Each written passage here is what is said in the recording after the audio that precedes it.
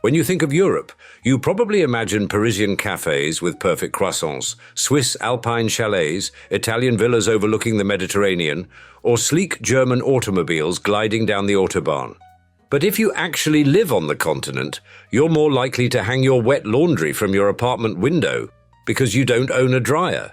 You're squeezing into a decades-old minicar with manual transmission, circling for 20 minutes to find street parking. You're shopping at Lidl 3 times weekly because your under-counter refrigerator can't hold more groceries. And you're booking Ryanair flights at 4 in the morning to save €30, then paying extra for a carry-on. Thus, in today's episode, we unveil the reality for Europe's 21st century middle class. Technically employed, technically comfortable, but living a lifestyle that many other first world countries would find appalling.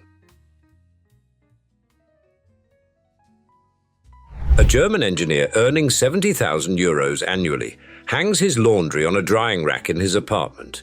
His Dutch colleague with similar credentials shares a washing machine with 3 neighbors in the basement. A French marketing manager bikes through rain because parking costs €300 monthly and fuel runs €2 per litre. These professionals represent Europe's middle class, living in ways their grandparents would recognize as lower middle class, despite having university degrees and stable careers. The numbers from European statistical offices paint a stark picture. A household earning €50,000 faces 47% total tax burden, according to European Commission data. That leaves €26,500 after taxes. Housing now consumes over 40% of disposable income for more than 10% of urban households, with costs rising 48% between 2015 and 2023. The family has roughly €1,300 monthly for everything else after housing and taxes. Previous generations expected home ownership, multiple vehicles, and the ability to save substantially for their children's future. Today's European middle class rents apartments averaging 65 square meters, considers one small car a luxury, and struggles to save even modest amounts monthly. The lifestyle constraints manifest in countless daily compromises. Storage space remains so limited that seasonal clothing rotations become mandatory. Appliances like dryers remain luxuries due to space constraints and energy costs. One bathroom serves entire families in most urban apartments. Refrigerators designed for daily shopping rather than weekly bulk buying force frequent grocery trips. Air conditioning remains uncommon outside Mediterranean countries, despite rising temperatures making summers increasingly difficult. These physical constraints shape behavior patterns profoundly, forcing Europeans into consumption patterns that would seem foreign to middle-class families elsewhere.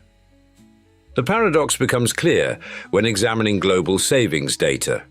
Credit Suisse research found Chinese median wealth actually exceeds European median wealth, despite Chinese workers earning roughly 1/4 of European incomes. The Chinese achieve this through savings rates between 31 and 37% of income, while European household savings rates range from just 7 to 18%. This represents a fundamental redefinition of what middle class means in contemporary Europe. Where it once signified capital accumulation and wealth building across generations, it now means comfortable subsistence with minimal wealth creation potential. Professional workers with advanced degrees live paycheck to paycheck, secure in their access to healthcare and education, but unable to build meaningful assets. The European model delivers security without prosperity, creating a generation that enjoys comprehensive social benefits while accumulating virtually nothing. As Asian households demonstrate that lower incomes can still generate wealth through high savings rates, Europe's educated professionals find themselves trapped in a system that converts nearly all income into immediate consumption. The real wealth in Europe never disappeared. It simply concentrated in forms invisible to income statistics, held by families whose fortunes predate the tax systems designed to create equality. Central London property remains concentrated in the hands of families who acquired it centuries before modern taxation existed. The Grosvenor family's fortune illustrates this perfectly, controlling approximately £10 billion worth of Mayfair and Belgravia real estate that originated from a 1677 marriage dowry. The land came to the family when Mary Davies brought 500 acres of what was then rural farmland west of London. Today, that same land comprises 300 acres of the world's most expensive real estate, generating enormous rental income for descendants who contributed nothing to its value creation. The Grosvenor lineage traces back to William the Conqueror's arrival in 1066, making them beneficiaries of nearly 1,000 years of compound growth. This wealth accumulated entirely before the introduction of modern progressive taxation.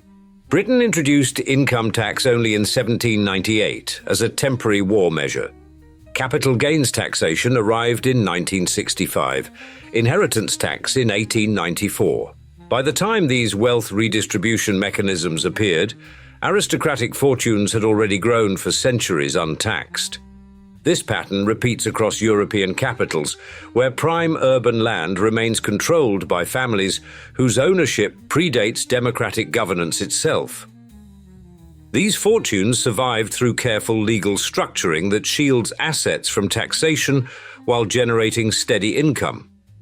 Trust structures protect wealth across generations, ensuring that property never technically changes hands in ways that would trigger tax events.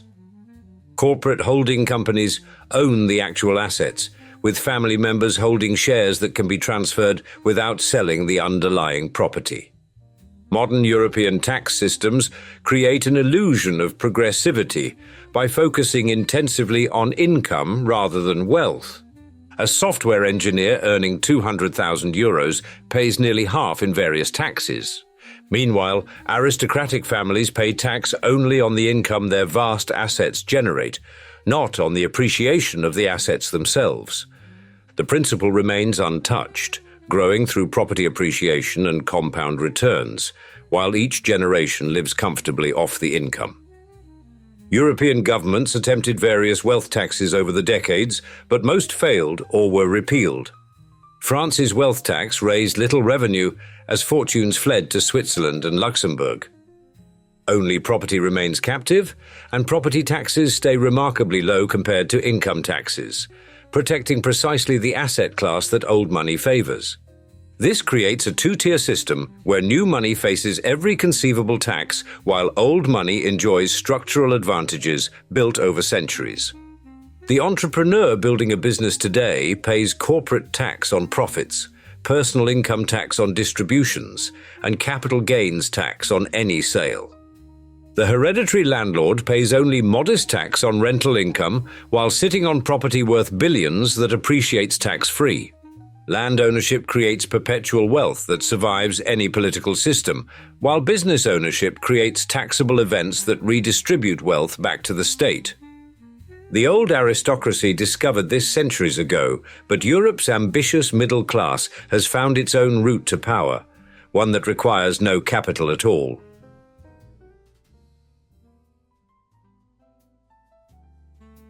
Napoleon Bonaparte started as a minor Corsican artillery officer and died as Emperor of France. His family elevated to European nobility that persists today. His path reveals Europe's hidden mobility mechanism. Political power remains the only reliable route to wealth when economic channels are blocked.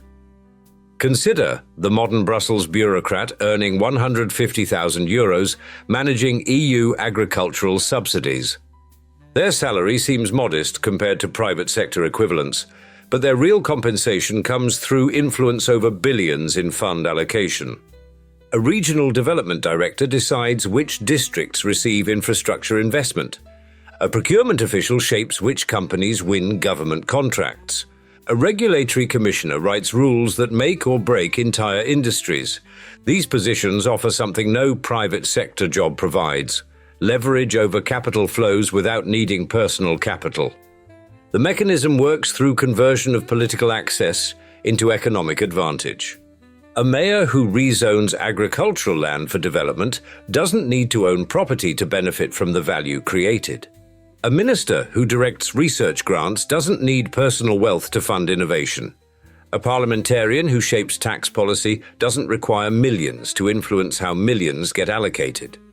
Political connections become inheritable assets. The children of senior EU officials attend the same Brussels international schools.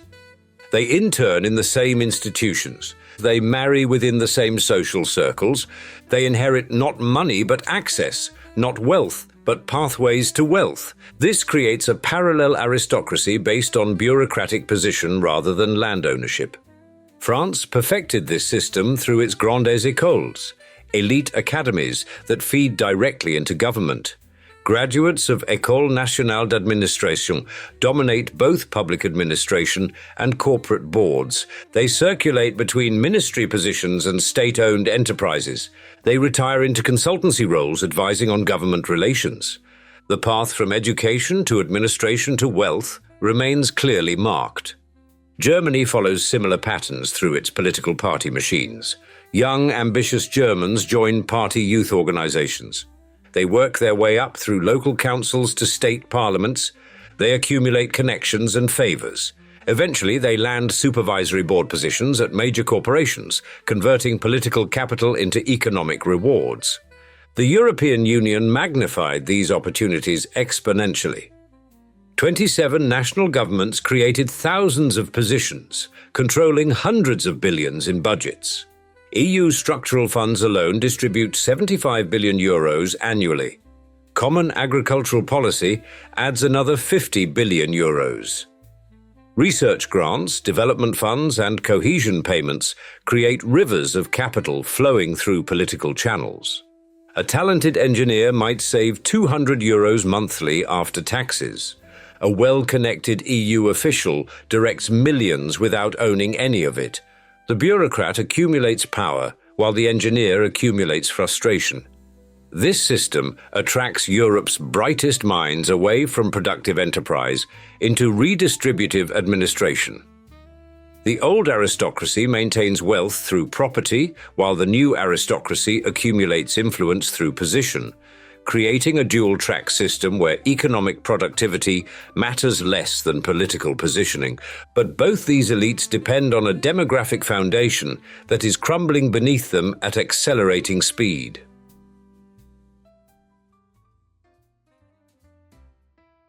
Europe faces an unprecedented demographic crisis that makes current welfare state mathematics impossible to sustain. The median age across the European Union has reached 44.7 years, with Italy hitting 48.7 years, among the oldest populations in human history. Fertility rates paint an even starker picture of systemic decline. Europe requires 2.1 children per woman simply to maintain current population levels. Yet the actual rate sits at just 1.38, according to Eurostat data. Italy records 1.24 births per woman. Spain manages just 1.19, while even relatively higher rates in France at 1.84 still fall far below replacement level. Each generation shrinks dramatically, creating cascading economic consequences that compound over time. The mathematics of this demographic shift devastate the assumptions underlying European welfare states. Current workers fund current retirees through their tax contributions, with the 47% tax burden largely supporting pension and healthcare costs for older generations. But as the workforce shrinks while the retired population expands, this burden must increase inexorably. Rising life expectancy compounds the problem further. Europeans now live well into their 80s, while retirement ages remain in the mid-60s, creating decades of benefit payments that early welfare state designers never anticipated. Young workers already struggle to afford children, creating a vicious feedback loop. The same 47% tax burden that funds current retirees leaves young families with insufficient resources for child rearing.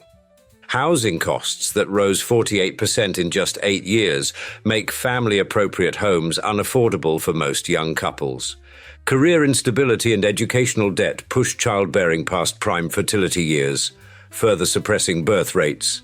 Immigration at current levels cannot solve this mathematical problem, The scale required would fundamentally transform European societies while still failing to generate sufficient tax revenue to maintain current benefit levels. Capital flight accelerates as wealthy individuals and businesses seek lower tax jurisdictions. The mobility of capital within the European Union makes tax competition inevitable, with countries like Luxembourg and Ireland attracting businesses through favorable rates. Each departure reduces the tax base available to fund growing pension obligations. The generous promises made when Europe had young, growing populations cannot survive demographic inversion. Current retirees vote at higher rates than younger workers, creating electoral incentives to maintain unsustainable benefits. No political party wins elections by promising to cut pensions or raise retirement ages. Greece discovered these mathematical realities during its debt crisis, when external pressure forced reforms domestic politics had avoided. The professional middle class bears the heaviest burden in this unraveling system, paying maximum tax rates while knowing their own retirements look increasingly doubtful. Their children face even bleaker prospects: unaffordable housing, precarious employment, and the certainty of supporting more retirees with fewer workers. The European middle class didn't vanish overnight, but underwent a gradual compression into an educated service class that maintains society's functions while accumulating nothing for the future. And now we'd like to see you in the comments. Are you European? And if so, do you agree with this video or not? We look forward to hearing from you, and thanks for joining us for another episode.